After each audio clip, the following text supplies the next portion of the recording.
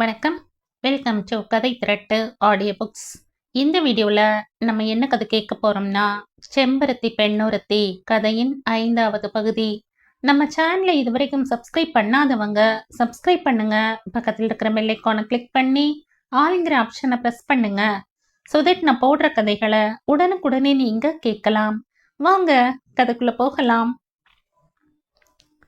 விபுவுடன் மூத்த 2 பேர குழந்தைகளும் கொஞ்சி விளையாடுவதை கண்கள் கனிய பார்த்தபடி சற்று நேரம் உட்கார்ந்திருந்த மீனலோசனி மறுபடியும் மகனிடம் திரும்பினாள்.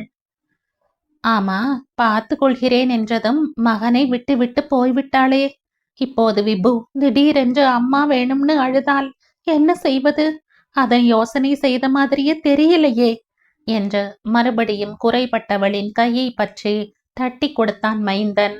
அப்படியெல்லாம் விபு அழமாட்டான்மா. அம்மாவை விட்டு விட்டு நாள் முழுவதும் கிரஷில் இருந்து அவனுக்கு பழக்கம்தானே. இங்கே பிரியமாகவும் பார்த்து கொள்ள நீங்கள் இருப்பதால் நிச்சயமாக அவன் அழவே மாட்டான். பாவம், எப்போதிருந்து பிள்ளை எப்படி தனியே கிடந்தானோ.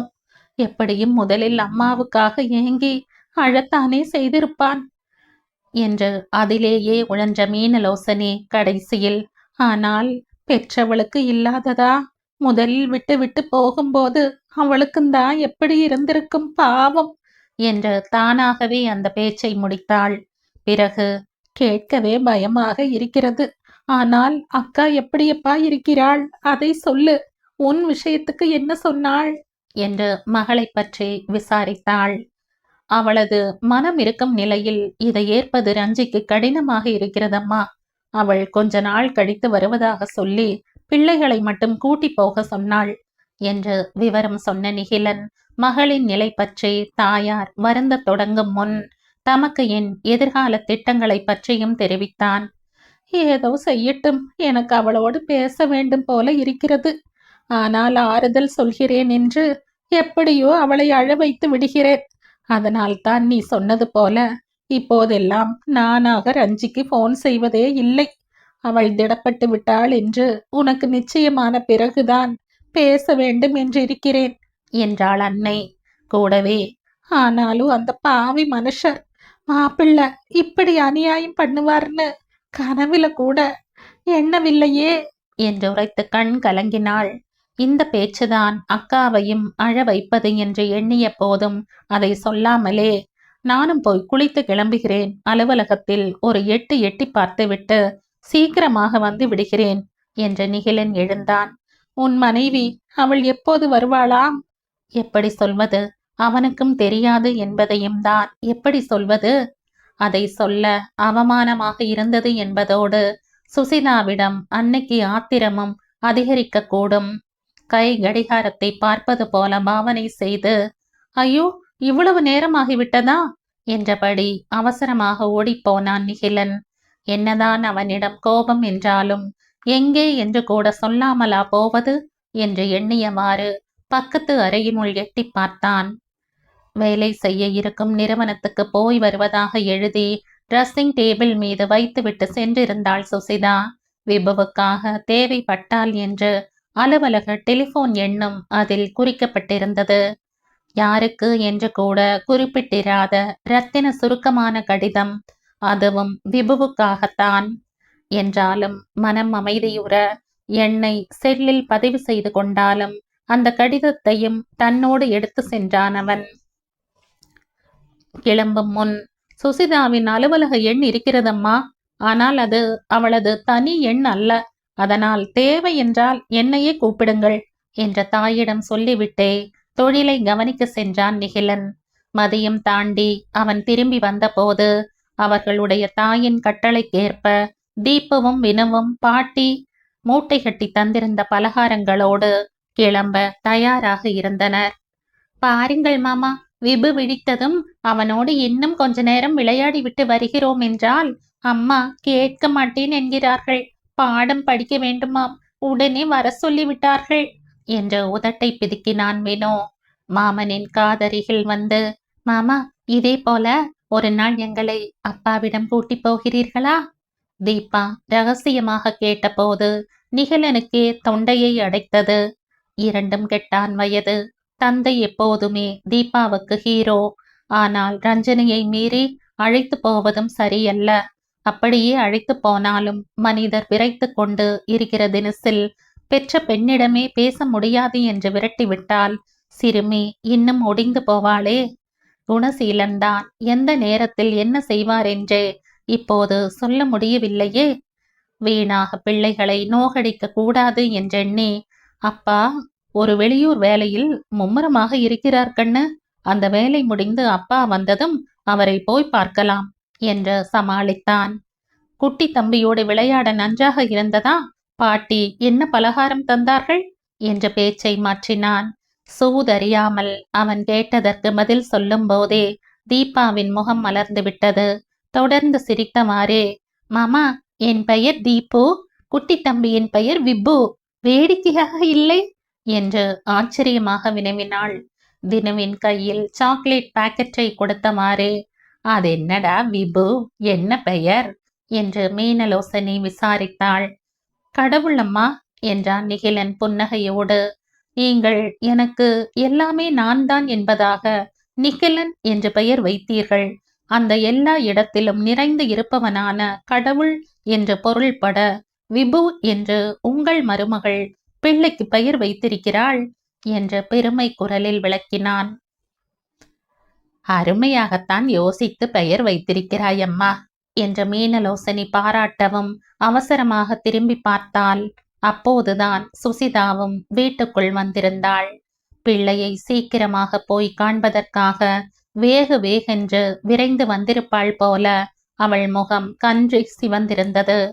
நிகிலன் அங்கே இருப்பதை கண்டு கொள்ளாதவள் போன்று, விபு ஒன்றும் பிரச்சனை பண்ணவில்லையே என்று மீனலோசனையை பார்த்து வினவினாள்.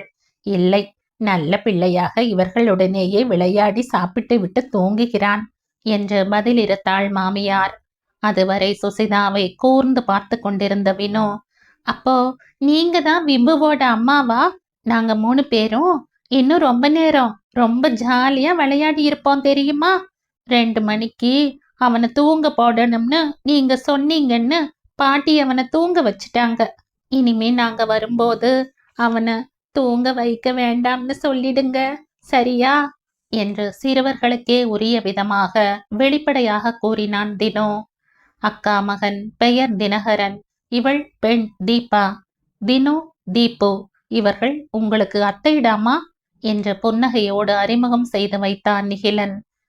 அழகான பிள்ளைகளுக்கு அழகான பெயர்கள் என்று சிறுவர்களிடம் முறுவலித்தாள் சுசிதா. அவளை வியந்து நோக்கிவிட்டு, எங்கள் அம்மா போலவே நீங்களும் அழகா இருக்கீங்க அத்தை என்றாள் தீபா. அது இருக்கட்டும், பாட்டிகிட்ட சொல்லி விடுறீங்களா என்று அதிலேயே குறியாக நின்றான் தினோ. அது அந்த நேரம் தூங்காவிட்டால் விபு அழுது தொல்லை செய்வானேம்மா, அதனால் என்று விளக்க முயன்றவளை குறுக்கிட்டு, அதெல்லாம் மாட்ட அத்தை, எங்க கூட சிரிச்சு சிரிச்சு எப்படி விளையாடினா தெரியுமா? சிரிக்கிற போது யாராவது அழுவாங்களா என்றான் வினோ. ஆமாம் அத்தை, என் முதுகுல உப்பு மூட்டை தூக்கின போது செம ஜாலிதான், அவனுக்கு ரொம்ப பிடிச்சது, அதனால அவன் அழவே மாட்டான் என்று தீபவும் கூறவே சுசிதா இளகினாள். சரிம்மா, அவன் அழாமல் இருக்கிறவரை விளையாடுங்கள், ஆனால் சிணுங்க தொடங்கினாலே தூங்க விட்டுவிட வேண்டும் என்று சம்மதிக்க இருவரும் குட் அத்தை என்று கத்தி ஒருவருக்கொருவர் ஹைஃபை கொடுத்து கொண்டு சுசிதாவிடமும் திரும்ப அவளும் தயக்கமின்றி கை கொடுக்கவே பிள்ளைகளுக்கு ஒரே குஷியாகிவிட்டது. மாமா என்று ஓடிப்போய் அவனோடும் ஹைஃபை கொடுத்தார்கள்.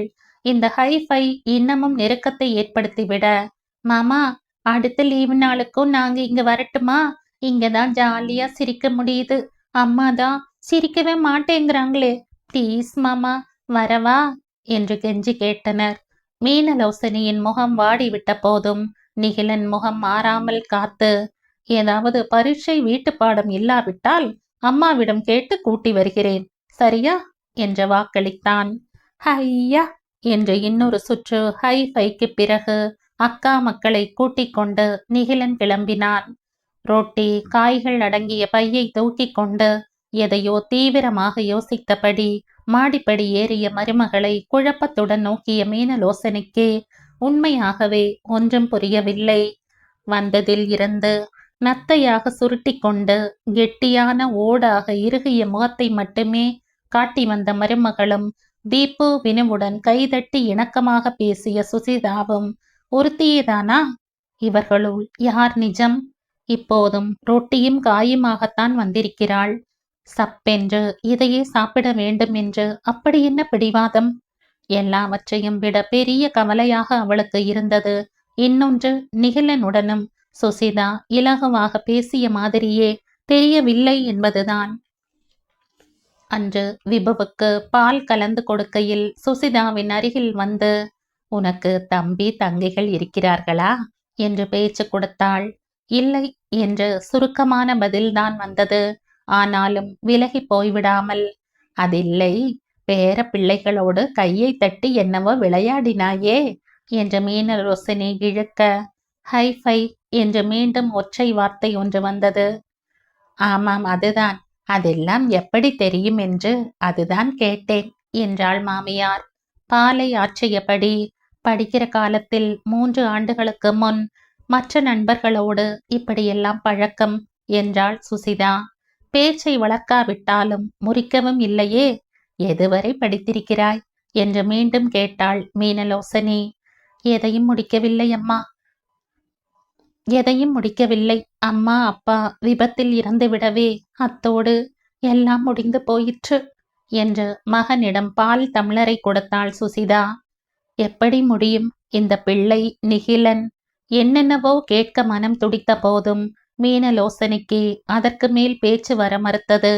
பிள்ளை பிராயச்சித்தம் என்றல்லவா மகன் சொல்லி இருக்கிறான். மேலும் சில தினங்கள் இப்படியே கழிந்தன.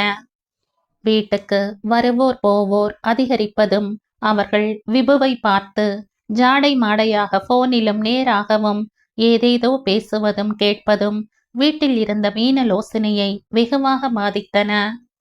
மகனிடம் இது பற்றி அவள் கூறி வருத்தப்பட்ட போது அவன் ஒரு வழி சொன்னான். எதுவுமே தெளிவாக தெரியாத வரையில் தான் குறுகுறுப்பும் ஆர்வமும் இன்னதுதான் என்று வெளிப்படையாக தெரிந்துவிட்டால், விருந்தொன்று வைத்து அதில் விபுவை எல்லோருக்கும் வெளிப்படையாக அறிமுகப்படுத்தி விடலாம் என்றான் அவன்.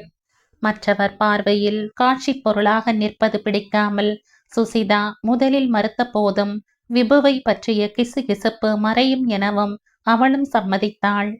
விருப்பமற்ற ஒரு உறவை வாழ்நாள் முழுவதற்கும் ஏற்க அவள் முன் வந்ததே விபுவுக்காகத்தானே. ஒரு சில மணி நேரம் காட்சி பொருளாக நிற்பதை சகிக்க முடியாதா என்ன?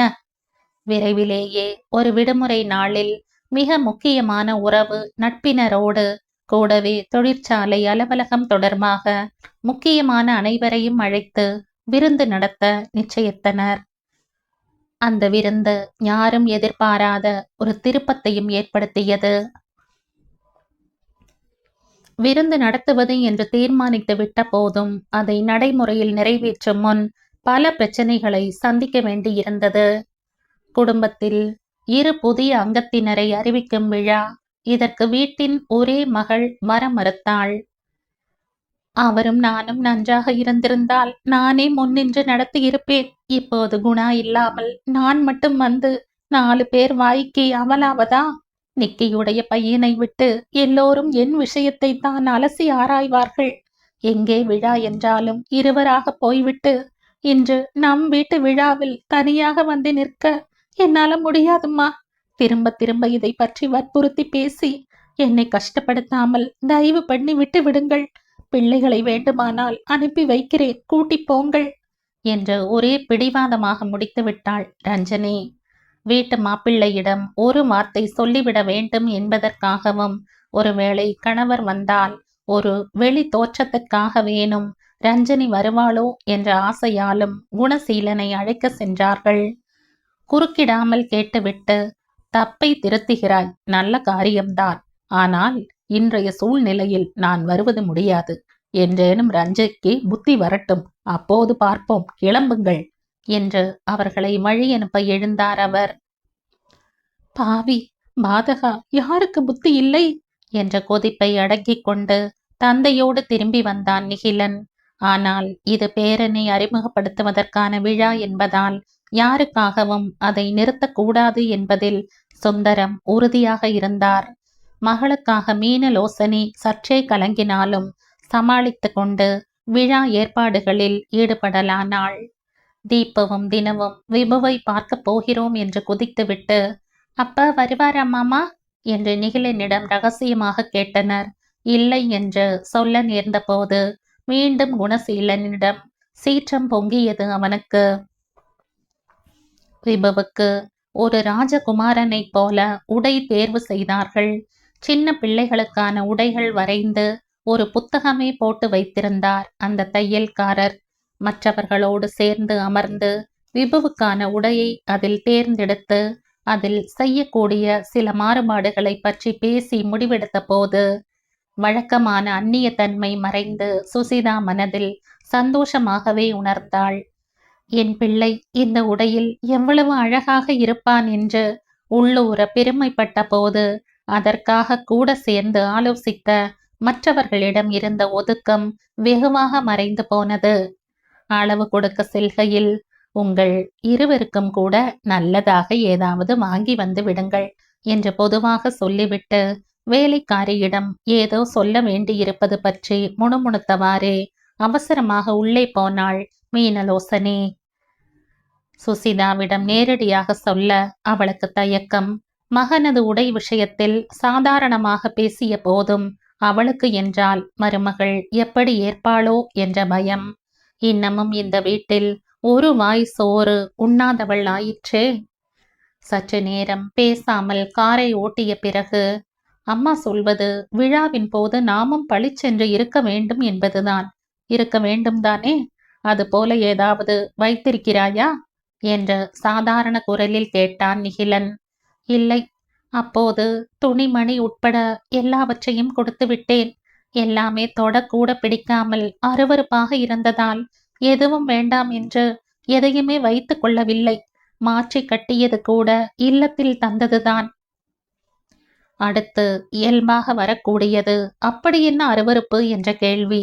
அந்த கேள்விக்காக சுசி காத்திருந்தாள் தான். ஆனால் அதை விடுத்து, அப்படியானால் அம்மா சொன்னது போல புதிதாக வாங்கிவிடலாம். விபு கூடவே உனக்கும் தைக்க சொல்லிவிடலாம் என்றான் நிகிலன். சற்று நேரம் பேசாதிருந்தாள் சுசிதா. வேறு வழி இல்லை. சுசி விபுவை அறிமுகப்படுத்தும் போது அவனுடைய தாயாக நீயும் ஏற்ற ஆடை அணிமணிகள் பூண்டிருந்தால் தானே நன்றாக இருக்கும். இல்லாவிட்டால் அதுவே இன்னொரு வம்பு பேச்சை கிளப்பி விட்டுவிடும் என்று எடுத்து சொன்னான் அவன். தொடர்ந்து ஒரு வாக்குவாதத்தை எதிர்பார்த்து அவன் காத்திருக்கையில், அணிய மாட்டேன் என்று நான் சொல்லவில்லையே என்றாள் அவள். விபுவுக்காக உங்கள் கூரையின் கீழ் வாழவில்லையா? அதே போல இந்த அணிமணிகளுக்குள்ளும் சற்று நேரம் இருந்துவிட்டு போகிறேன். ஆனால் விழா முடிந்ததும் திருப்பி தந்து விடுவேன், அவ்வளவுதான். உனக்கென்று அளவெடுத்து தைத்த சட்டையை திருப்பி வாங்கி நான் என்ன செய்யட்டும் என்று மனதுள் எண்ணினானே தவிர நிகிலன் வாயால் எதுவும் சொல்லவில்லை. அனாவசியமான வாதாடல் இன்றி பட்டும் நகையும் அணிவதற்கு சுசிதா ஒத்துக்கொண்டதே அவனுக்கு பெரிதாக இருந்தது. ஆனால் இதுதான் சரி என்று தெரிந்துவிட்டால் சுசிதா அனாவசியமாக வாக்குவாதம் செய்வது இல்லை என்றும் அவனுக்கு தோன்றியது. திருச்சி மருத்துவமனையில் திருமணம் பற்றி கேட்டபோதும் அனாவசியமாக அவள் வாதாடவில்லை தானே. வெட்டி வீம்புக்காக வரட்டு வாதம் பண்ணாதிருப்பது என்னவோ மிக உயர்ந்த நல்ல குணமாக அப்போது அவனுக்கு தோன்றியது. விழாவின் தன்மைக்கு ஏற்ப சேலை வாங்கிய போதும் கூட அப்படித்தான் இருந்தாள். நகைகள் மட்டும் வாங்க வேண்டாம் என்று மறுத்துவிட்டாள். உங்கள் அம்மாவிடம் ஏதாவது இருந்தால் அணிந்துவிட்டு திருப்பி விடலாம். மற்றபடி ஒரே ஒரு முறை அணிவதற்காக வீணாக செலவு செய்ய வேண்டாம் என்று சற்று அழுத்தமான குரலில் அவள் மறுத்தபோது நிகிலன்தான் வாதாடாமல் வாயை மூடிக்கொண்டான். அவன் அறியாதது ஒன்று உண்டு. அந்த பெரிய துணிக்கடையில் பொருத்தமான துணி தேடி வாங்கிய போது அது போன்ற பழைய நிகழ்வுகள் மனதுள் தோன்றி அவளை அலைக்கழித்தது அவனுக்கு தெரியாது.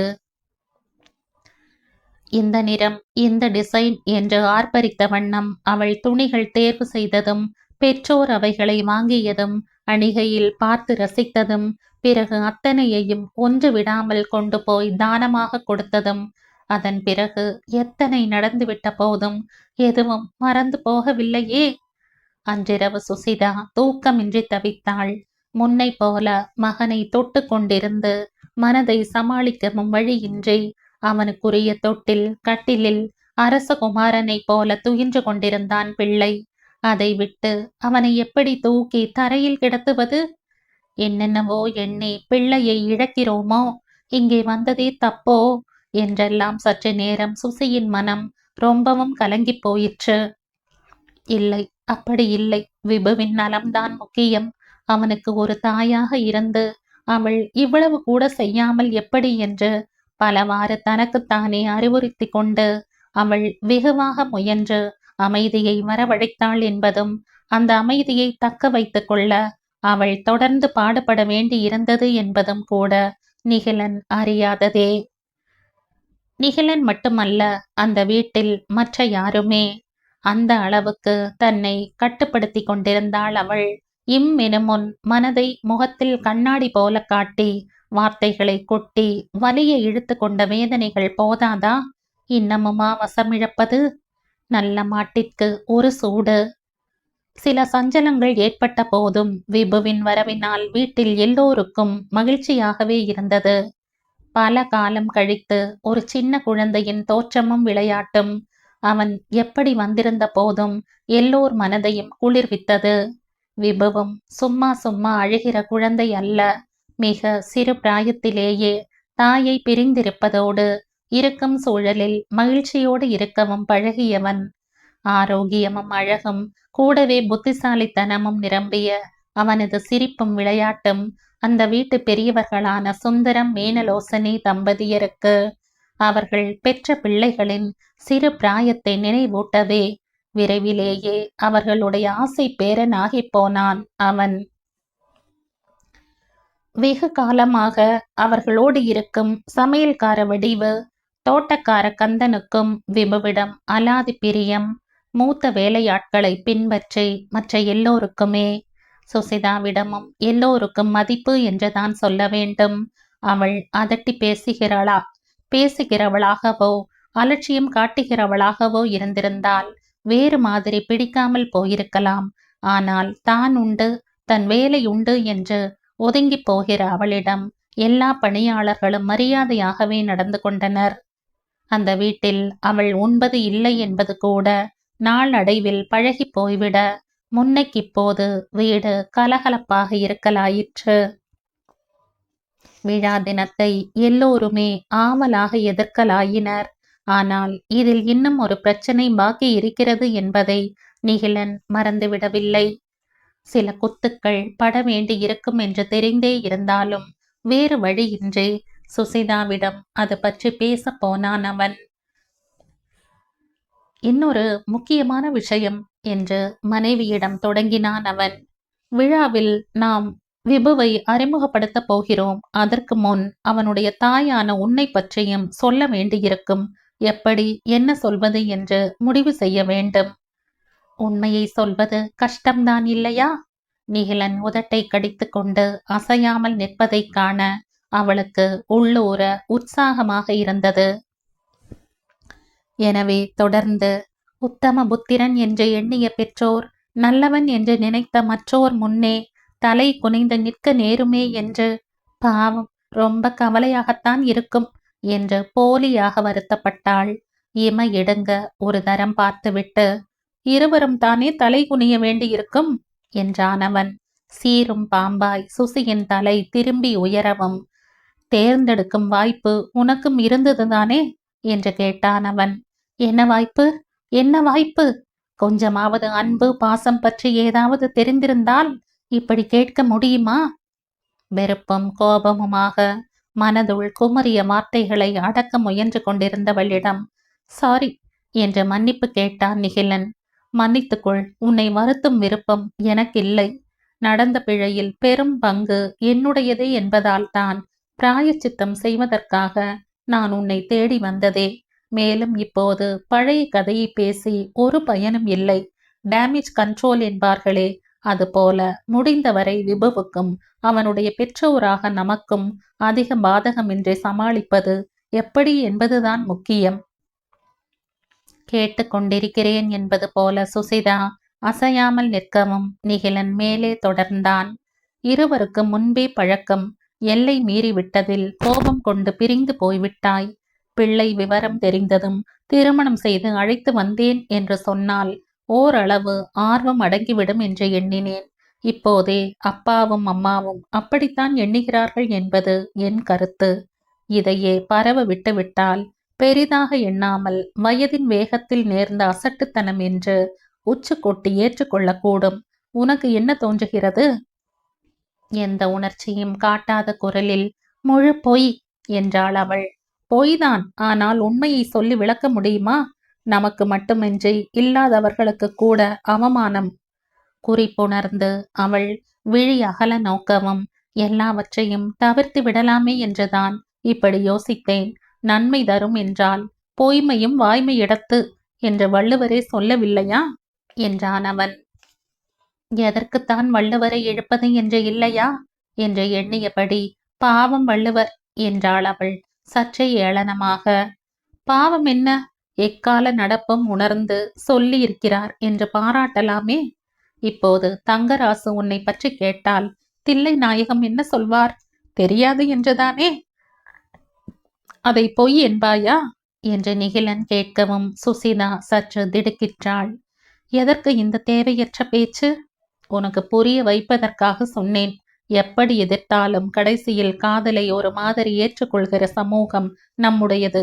அதனால்தான் இப்படி சொல்ல திட்டமிட்டேன். சரியில்லை என்று உனக்கு தோன்றினால்? காதலா? அதன் அர்த்தம் தெரியுமா இவனுக்கு? சினந்த சீரிய முகத்தை மறுபுறம் திருப்பி மறைத்து சரிதான் என்றாள் சுசிதா. எப்படி செய்தான் என்று சுசிதாவுக்கு தெரியாது. ஆனால் நிகிலன் சொன்ன கதை உரிய இடங்களில் மெல்ல பரவியிருக்கிறது என்று அவளால் யூகிக்க முடிந்தது. விழாவுக்கு சில நாட்கள் முன்னதாக வீட்டுக்கு வந்திருந்த ஒரு பெண்மணி விபுவோடு வீட்டின் பக்கவாட்டு தோட்டத்தில் உலவிக் கொண்டிருந்த சுசிதாவின் காதில் விழும்படியாகவே மீனலோசனியிடம் இதை பற்றி பேசினாள். அப்படியானால் நம்ம நிகிலன் பற்றி வந்ததெல்லாம் வெறும் வதந்தி தானா அண்ணி? அவள் ஒருத்திதான் என்று இருந்ததால தானே பிள்ளையை பார்த்ததும் உடனே இருவரையும் கையோடு கூட்டி வந்திருக்கிறான். எல்லாரோடும் அவன் சகஜமாக பழகுகிறதை வைத்து எல்லோரையும் போல நானும் நிக்கியை தப்பாக எண்ணிவிட்டேன் அண்ணி என்றாள் அவள். உன்னை விடு பங்கஜம், நான் கூட எக்கு தப்பாக எந்த பேய் பிசாசிடம் மாட்டப் போகிறானோ என்றுதானே பயந்து கொண்டிருந்தேன் என்றது மீனலோசனியின் குரலே. ஆக எல்லோரும் இலகுவாக ஏற்கிற கதையை சொல்கிறேன் என்று நிகிலன் தன்னையே பெரிதாக உயர்த்தி கொண்டிருக்கிறான். இவள் ஒருத்திதான் என்று இருந்தானாம். உணர்ச்சி மீறி செய்த தப்பையும் விவரம் தெரிந்ததுமே திருத்தி விட்டானாம். உத்தம புருஷன். நெல்லு கிடைத்த நீர் வாய்க்கால் வழிந்தோடி புல்லுக்கும் ஆங்கே பொழியுமாம். ஆனால் இதில் யார் நெல் யார் புல்? கதை உருவாக்கப்பட்டது நிகிலனுக்காகவா அல்லது விபுவுக்காகவா? பெண் எப்படி அண்ணி இந்த விஷயத்தில் நிக்கியிடம் கோபப்பட்டு பிரிந்து போயிருக்கிறாள் என்றால் என்று தொடர்ந்ததை நின்று கேட்க விருப்பமின்றி மகனை தூக்கி கொண்டு பின்பக்கம் சென்று விட்டாள் சுசிதா. நெல்லோ புல்லோ விபு நல்லபடியாக ஒத்துக்கொள்ளப்படுகிறான். அத்தோடு திருப்தி அடைய வேண்டியதுதான். வேறு சலசலப்பு எதுவுமின்றி விழா நடந்தேறியிருக்கும். ஆனால் மீனலோசனி ஒரு பிரச்சனையை கிளப்பிவிட்டாள். அவளிடம் இருப்பதெல்லாம் பழைய மோஸ்தர் நகைகளாம். அதனால் இந்த காலத்து நாகரீகத்துக்கு ஏற்ப மருமகளுக்கு புதிதாகவே வாங்க சொன்னாள். பரவாயில்லை என்று சுசிதா அப்போதும் மறுக்கவே உண்மை காரணம் வெளியே வந்தது. அந்த நகைகளை மீனலோசனே அவ்வப்போது அணிந்து விழாவுக்கு வரப்போகிற எல்லோரும் பார்த்திருக்கிறார்களாம். இப்போது அவைகளையே சுசிதாவும் அணிந்து நின்றால் நன்றாக இராதாம். வேற இல்லை அல்லது வேறு வாங்க பணம் இல்லை என்று நினைப்பார்களாம். அல்லது மருமகளுக்கு புதிது வாங்கி கொடுக்க பிடிக்காத கஞ்ச பிசுனாரி என்று பேசுவார்களாம். ரோசி பிறந்த நாளைக்கு அணிந்து விட்டேன், இது வேண்டாம். மஞ்சுவுடைய அக்கா திருமணத்தில் பலர் பார்த்திருப்பார்கள். அதனால் இந்த விழாவுக்கு வேறுதான் வாங்க வேண்டும் என்று தேடி அலைந்து வாங்கிய அணிமணிகள் நினைவு வர சுசிதா அதற்கு மேல் மறுத்து ஒன்றும் சொல்லவில்லை. ஆனால் நகைகள் வாங்குவதில் ஆர்வம் காட்டவும் இல்லை. ஆனால் இதை சாக்கிட்டு நிகிலன் வாங்கி கொடுத்த வைர நகைகளை பார்த்ததும் அவளுக்கு ஆத்திரம் பொங்கியது. ஏன் இவைகளை பார்த்ததும் உச்சி குளிர்ந்து உங்கள் காலடியில் விழுந்து விடுவேன் என்று எண்ணினீர்கள் போல என்றாள் ஒரு ஏளனமான உதட்டு பிதுக்கலோடு. உன்னை அவ்வளவு மோசமானவளாக நான் ஒருபோதும் கருதியதே கிடையாது சுசி. ஆனால் உன்னை நீயே ஏன் தாழ்த்தி கொள்கிறாய் என்று நிகிலன் நிதானமாக கேட்டது அவளது சினத்தை மேலும் அதிகரிக்கவே செய்தது. பின்ன ஒரு நாள் கூத்துக்கு இவ்வளவு செலவு செய்வானேன்? பணக்கணக்கை விட நிகழ்ச்சிக்கு பொருத்தமாக இருப்பதுதான் முக்கியம் என்று நினைத்து வாங்கினேன். உனக்குத்தான் இலகு வழி இருக்கிறதே. பட்டு சேலை போல இவற்றுக்குள்ளும் சற்று நேரம் இருந்துவிட்டு திருப்பி விடலாம் தானே? நிச்சயமாக திருப்பத்தான் போகிறேன். அப்போதும் கூட இவ்வளவு பகட்டாக அணிய எனக்கு விருப்பமில்லை. ஓகே, உன் இஷ்டம் என்று உடனே விட்டு கொடுத்தான் நிகிலன். ஆனால் உனக்கு வேண்டிய விதத்தில் நீயே வந்து தேர்ந்தெடுத்துக்கொள். பிடித்தால் வாங்கிக் கொள்வதாக நம் கடைக்காரரிடம் சொல்லித்தான் எடுத்து வந்தேன். விபுவுக்காக புலிநக சங்கிலி ஒன்று செய்யும்படி அம்மா சொல்லியிருந்தார்கள். அது தயார் என்று போன் வந்தது. அதை வாங்கி கொண்டு அப்படியே இதையும் மாற்றிக்கொண்டு வந்து விடலாம். நாளைக்கு மாலை 5:30க்கு கிளம்ப முடியுமா? அவன் வேகமாக திட்டமிட சுசிதாவுக்கு மூச்சு முட்டுவது போல் இருந்தது. 3 ஆண்டுகளாக வேண்டாம் என்று ஒதுக்கிவிட்டிருந்த விலை உயர்ந்த ஆடை அணிகலன்கள், அவைகளுக்காக அலைவதும் அதுவும் இவனுடனேயே சுற்றுவதும் எதிர்க்க வலுவற்று நீரோட்டத்தோடு அடித்து செல்லப்படும் துரும்பு மாதிரி சக்தியற்றவளாக உணர வைத்தது. ஆனால் அவள் ஒன்றும் சக்தியற்றவள் அல்லவே. 3 ஆண்டுகளாக தன்னையும் கூடவே மகனையும் சேர்த்து பேணி வந்திருக்கும் அவளா வலுவில்லாதவள்? நகை பட்டு என்றதும் பழைய வாழ்வு அதிகமாக நினைவு வருவதால் வந்த பலவீனம் அவ்வளவே. இந்த விழா முடிந்து அன்றாட வாழ்க்கைக்கு திரும்பிவிட்டால் எல்லாம் சரியாகி போய்விடும். அதுவரை பல குறைவை காட்டிக்கொள்ளாமல் சமாளித்தால் போதும். சமாளித்தே ஆக வேண்டும். அவளது பதிலுக்காக நிகிலன் காத்திருப்பதை உணர்ந்து முடியும் என்று ஒற்றை வார்த்தையில் பதில் சொன்னாள். புலிநக சங்கிலியை அணிவித்து பார்த்தபோது அவன் அணிந்திருந்த சாதாரண ஷர்ட்டில் கூட விபு ரொம்ப கம்பீரமாக தோன்றினான். நகையை அணிந்தவாறே விபு இங்கும் அங்கும் ஓடி விளையாடலானான். எதையும் உடைத்து தட்டிவிட்டு விடுவானோ என்று ஓடிப்போய் அவனை பிடித்து ரவுடி ரவுடி என்று செல்லமாக வைத்தாள் சுசிதா. பேசாம உட்கார், இல்லைன்னா உதை விழும் என்று மிரட்டினாள். குறுக்கிட்டு, ஐயையோ, குழந்தைய வையாதம்மா, அற்புதமான குழந்தை. இத்தனை வருஷத்துல இவ்வளவு அழகான குழந்தையை நான் பார்த்ததே கிடையாது. வீட்டுல போய் திருஷ்டி சுத்தி போடுங்கோ என்று கடைக்காரர் கூறவும், அவர் வியாபார நோக்கில் கூறுகிறார் என்று தெரிந்த போதும் பெற்றவர்கள் இருவரின் முகங்களும் மலர்ந்து விகசித்தன. வேண்டியதை தேர்ந்தெடுத்து பணம் கொடுத்து கொண்டிருந்த சமயத்தில், யார், நிக்கிதானே? வெளியே ஊன் கார் மாதிரி தெரிகிறதே என்றுதான் உள்ளே வந்தேன் என்றது சுசிதா காதில் விழ, சமீபத்தில் அண்ணி என்று மீனலோசனையை அழைத்த பெண் குரல். சாட்சாத் நானேதான் அத்தை என்று முறுவலித்தான் நிகிலன். அவன் அரை கணம் தயங்கும் முன், நான் இவனுக்கு ஒன்று விட்ட அத்தை. இவன் அம்மாவுடைய சித்தப்பா மகனுடைய மனைவி. இவள்தான் உன் மனைவியா? லட்சணமாக இருக்கிறாள். இவன் பையனாக்கும். அப்படியே ரஞ்சியை சிறு வயதில் பார்த்த மாதிரியே இருக்கிறானே. பெயர் என்னப்பா என்று விபுவின் கன்னத்தை வருடி கேட்டாள்.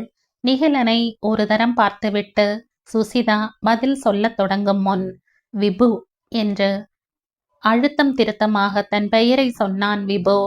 அட கண்ணே என்று அவனை கொஞ்சிவிட்டு, உன்னை பார்க்க வேண்டும் என்று ஆசைப்பட்டேன் அம்மா. இந்த காலத்தில் பணக்கார பையன் என்றால் எப்படியாவது பிடித்து கொள்ளத்தான் பார்ப்பார்கள். அன்னிக்கே அது ஒரு பயம் எப்போதும் உண்டு. ஆனால் நிக்கியாக நெருங்கியதற்கே கோபப்பட்டு பிரிந்து போனாயாமே. பிள்ளை என்று ஆன பிறகும் அதை காட்டி இவனை பிடித்து கொள்ள வராமலே இருந்து விட்டாயாமே. என் பையன் சொன்னதுமே உங்கள் வீட்டுக்கு கிளம்பி வந்தேன். நீ இந்த தங்கத்தோடு உலாவப் போயிருப்பதாக வேலைக்காரி சொன்னாள். இப்போது அட பாரு நிக்கி, உன் தம்பிதான் ஹாரன் அடித்து கூப்பிடுகிறான். இறங்கும் போதே இங்கே காரை நிறுத்த முடியாது என்று தகராறு பண்ணினான். உடனே வருவதாக சொல்லி ஓடி வந்தேன். சரி சரி, தோ வந்துவிட்டேன். நான் வருகிறேன்பா, வருகிறேன்மா. ஞாயிறன்று சந்திப்போம். பை குட்டி என்று கை ஆட்டியவாறே வேகமாக கடையை விட்டு வெளியே சென்றாள். பங்குஜமத்தை என்று நிகிலன் பெயர் சொல்லும் முன்பாகவே அந்த பெயரை சுசிதா யூகித்து விட்டிருந்தாள். ஆனால் அந்த பங்கஜமத்தை சொன்ன விவரம் சுசியை அல்லவா உயர்த்தியது. வீட்டுக்கு காரை செலுத்தியபடி நிகிலன் சொன்னான், பங்கஜமத்தைக்கு கெட்ட புத்தி என்று ஒன்றும் கிடையாது. ஆனால் அத்தை காதில் ஒன்று விழுந்தால் 2 நாட்களில் அது ஊரெல்லாம் பரவிவிடும். அதற்காகத்தான் அத்தை பையனிடம் நாம் ஒத்துக்கொண்ட மாதிரியான இந்த கதையை சொன்னேன். அதுதானே குழப்பம். நிகிலன் பரப்பிய கதை அவளை அல்லவா மிக நல்லவளாக ஆக்கி காட்டியது. மெனக்கெட்டு அவளுக்காகவா நிகிலன் நீர் இறைத்திருக்கிறான். நெல்லாக அவள் பெரும் பயன் பெற, புல்லாய் விபுவும் ஏற்றுக்கொள்ளப்பட நிகிலனுக்குத்தான் லாபம் ஏதும் இல்லை. ஓரளவு குறைதான். இதை ஏன் செய்தான்? இருவரும் என்று அவளையும் கூட பிழையில் பங்கு பெற வைத்திருக்கலாம். இவ்வளவு பெரிய உத்தமி ரத்தினமாக அவளை காட்ட வேண்டிய தேவையே இல்லையே. பின்னே ஏன்? ஓ, சட்டென விஷயம் புரிந்தது சுசிதாவுக்கு. சீசரின் மனைவி சந்தேகத்துக்கு அப்பாற்பட்டவளாக இருக்க வேண்டும் என்று சீசர் சொன்னதாக வரும். எகிப்தின் மேல் படையெடுப்பதாக போய் சீசர் கிளியோபாட்ராவோடு கொட்டமடித்து விட்டு வரலாம். ஆனால் அவர் மனைவி மட்டும் மற்றவர்கள் சந்தேகமாக நினைக்க கூட முடியாத கற்பரசியாக இருக்க வேண்டுமாம். அதே புத்திதான் நிகிலனுக்கும் இருக்கிறது. அவனுடைய மனைவி மகா ஒழுக்கவாதி என்று உலகம் நினைக்க வேண்டும். சொல்லப்போனால் முதலாளியான தங்கராசுவையே அவள் தூரத்தான் நிறுத்தி இருந்தாள் என்று தெரிந்ததால் தான் அவளை மணக்கவே துணிந்தானோ என்னவோ. அப்படித்தான் இருக்கும். ஒரு அலட்சிய தோள் குலுக்கலோடு அது பற்றி யோசிப்பதை விடுத்தாள் சுசிதா. இது போல விழாவுக்கு தேவையான அனைத்துக்கும் கடைகளுக்கு செல்லுதல், தையல்காரரிடம் அளவு கொடுக்க, அளவு பார்க்க போதல் என்று எல்லாவற்றுக்கும் கணவனோடு சென்றாலும் வேறு எதிலும் சுசிதாவிடம் மாற்றம் இல்லை என்பதை கண்ட மீனலோசனி கணவரிடம் கவலைப்பட்டாள்.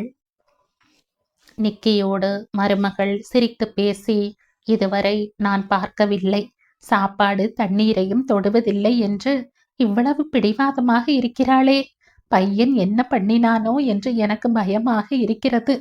இந்த கதைகளில் வருகிற மாதிரி பலவந்தம், ரேப் மாதிரி எதுவேனும் பண்ணி இருப்பானோ என்று. அது பற்றி ஒரு வார்த்தை கேட்க கூட பயமாக இருக்கிறது என்று நடுங்கும் குரலில் கணவரிடம் தன் சுமையை இறக்கி வைத்தாள் மீனலோசனி. சேச்ச, என்னம்மா நீ? நிக்கி அப்படிப்பட்ட பிள்ளை இல்லையே. ஏதோ தவறான அபிப்பிராயம். பங்கஜம் சொன்னதே மெய்யாக இருக்கலாமே. இவன் செற்று மாதிரி இல்லாமல் ரொம்பவும் ஒழுங்குமுறை பார்க்கிறவளாக வளர்ந்திருப்பாளோ என்னவோ. கொஞ்ச நாளில் எல்லாம் சரியாகிவிடும், கவலைப்படாதே என்று அவளை தேற்றினார் சுந்தரம். விழா நாளும் வந்தது. சொன்ன வாக்கு தவறாமல் பிள்ளைகளை அவரவருக்கு உரிய உடை அலங்கார பொருட்களோடு ரஞ்சினி அனுப்பி வைத்தாள். வந்ததுமே விபுவும் அவர்களுடன் சேர்ந்து ஒரே ஆட்டம் போட்டான். பெரியவர்களின் குழப்பங்கள், அதிகப்படி ஆலோசனைகள், தயக்கம் ஏதும் இல்லாததால் அத்தை அத்தை என்று தீபா, தினு இருவரும் சுசிதாவிடம் சொந்தமாக நடந்து கொள்ள அவளும் அவர்களோடு சரளமாகவே பேசி பழகினாள். மதியம் விபுவோடு சேர்த்து அவர்களுக்கும் சுசிதாவே பிசைந்த சாதம் அள்ளி கொடுக்க ஊர்பட்ட கதை பேசியவாறே அவர்களும் ஆனந்தமாக சாப்பிட்டார்கள். இப்போதெல்லாம் அம்மா இப்படி கையில் பிடி அள்ளி தருவதே இல்லை அத்தை என்று புகார் சொன்னார்கள். மீனலோசனையின் முகம் வாடுவது ஓரக்கண்ணில் பட, உடம்பு ஏதும் அசதியாக இருந்திருக்கும், சீக்கிரமே நன்றாகி மீண்டும் பிடி அள்ளி தருவார்கள் பார் என்று தேற்றிய சுசிதா, நாத்தனார் பிள்ளைகள் மீண்டும் ஏதோ வீட்டு குறையை சொல்லத் தொடங்கவும், ஆமாம், விபுவுக்கு ஏதோ புது ரைம் ஆக்ஷனோடு கற்றுக் கொடுத்தீர்களே, ஒழுங்காக சொன்னானா என்று பேச்சை மாற்றினாள். கிளுகிளுவென்று சிரித்தபடி, ஐயோ இல்லையத்தை, தொப்பு தொப்பு என்று விழுகிற மாதிரி உட்கார்ந்து கொள்கிறான். எங்களையும் அப்படி உட்கார சொல்கிறான் என்று அவர்கள் நகைக்க, அம்மா விப்பு தொப் என்று சின்னவனும் சேர்ந்து சிரிக்க, கொஞ்ச நேரம் அங்கே ஒரே கலகலப்பாக இருந்தது. இப்படியே இந்த பிள்ளைகளோடு சேர்ந்தேனும் சுசிதாவும் இங்கே சாப்பிடக்கூடுமோ என்ற ஆவலில் ஒதுங்கி இருந்து கவனித்த மீனலோசனைக்கு ஏமாற்றம்தான். பெரிய பேரப்பிள்ளைகள் அதுபோல ஏதோ கேட்ட பிறகும் அவர்களுக்கு போக்கு காட்டிவிட்டு சுசிதா அவளது அறைக்கு செல்வதை பாராதது போல பார்த்தவளுக்கு வருத்தமாக இருந்தது. அதையே உணர்ந்தாற் போல மகனும் அரைகுறை சாப்பாட்டிலேயே எழுந்து விடவும், அப்படி என்ன பிடிவாதம் என்று அவளுக்கு மருமகளிடம் ஆத்திரமும் வந்தது. விருந்திலும் இப்படியே செய்தால் எல்லோரும் என்ன சொல்வார்கள்? அதுவும் முழு பார்வையும் அவள் விபு இருவர் மீதும் இருக்கும்போது. ஆனால் சுசிதாவும் அதை யோசித்திருந்தாள். விருந்தின் போது விபு அவனுடைய அத்தை மக்களுக்கு இடையே அமர அவர்கள் இருவரும் அவனுக்கு அள்ளி கொடுப்பதை பார்த்துவிட்டு பங்கஜத்தின் பக்கமாக மெல்ல நகர்ந்து சென்றாள். இந்த பங்கஜத்தின் இயல்பை நிகிலன் மட்டும்தான் பயன்படுத்தி கொள்ள முடியுமா என்ன?